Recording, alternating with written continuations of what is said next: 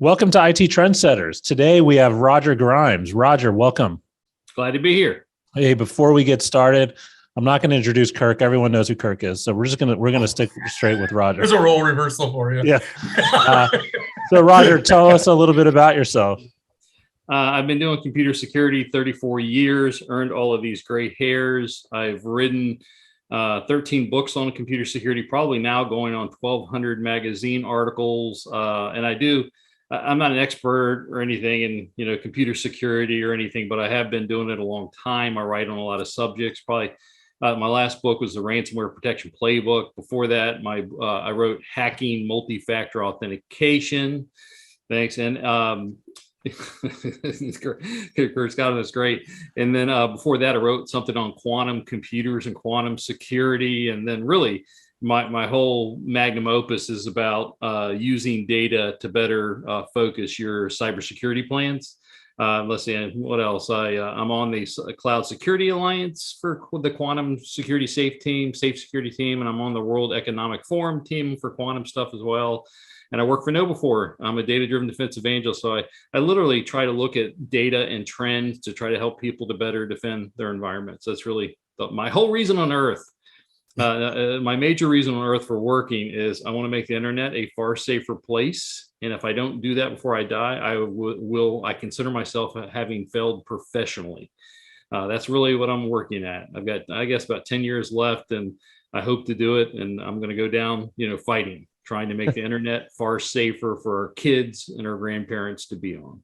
Very, very cool. So your background is pretty interesting. I see you spent a lot of years as a columnist at InfoWorld. So my guess is that in that seat, usually the people we bring on to these IT Trendsetters, they've kind of been brought up through working for large technology companies or technology vendors, as we like to call it. So your background's actually pretty interesting, because my guess is you were looking at it from a very different seat over the years. So my guess is that's when you did a lot of the writings. But can you talk a little bit about your experience as a columnist in this space? Because a lot of this stuff didn't exist, a couple of years ago. I always did it as a side job, but I have done it since I was probably 19 or 21. And actually funny, just the physical experience of writing a weekly column.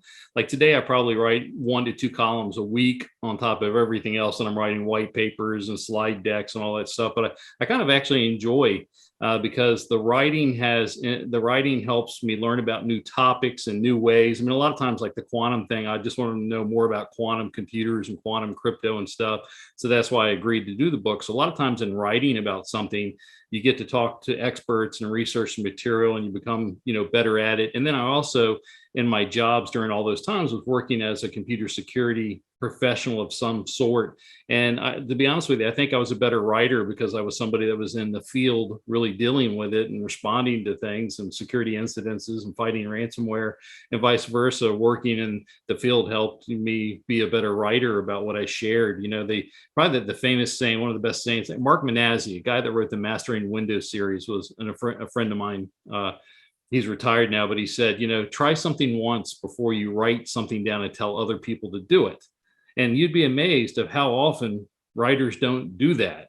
And you find it out when you're a practitioner, because you go to do what they say and it doesn't work at all like they said it was, or some instructions or documentation. So I guess that's what it gave me. And I really enjoyed working for InfoWorld, and I wrote for CSO Magazine. I was also in the test center, review center, where I would review products and solutions and devices and appliances.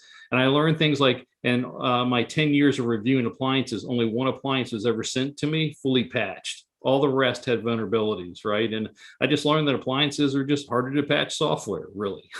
Right. And you can get out of jail on compliance requirements because you can say the vendor won't let you patch it, right? Yeah. And when I was a pen tester, because I also pen tested for 20 years, a lot for Foundstone, but also for my personal companies.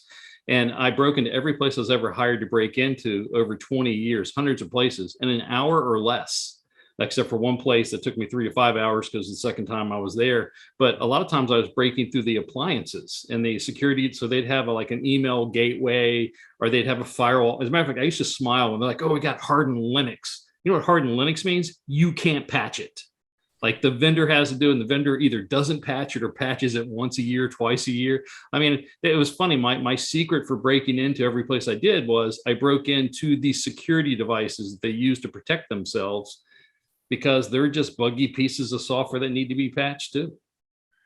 Yep. And then some of those techniques probably still work today on your top 2 or 3 that you find every year, ways into the network. You know, and then maybe that's kind of the amazing part, is that the problems over the problem 30 years ago are the exact same major problems today. It's social engineering and unpatched software and shared passwords. You know, and those continue. That it's funny. The attacks have changed. Right now, we have attacks coming through us through Teams and OAuth emails and, you know, QuickBooks scams and all this stuff. So that, you know, they're attacking through SMS now, and you know, maybe I'm sure the metaverse will be attacked in the future and the clouds and stuff. But really, it comes down to the same basic computer security hygiene that we just still haven't learned to perfect yet.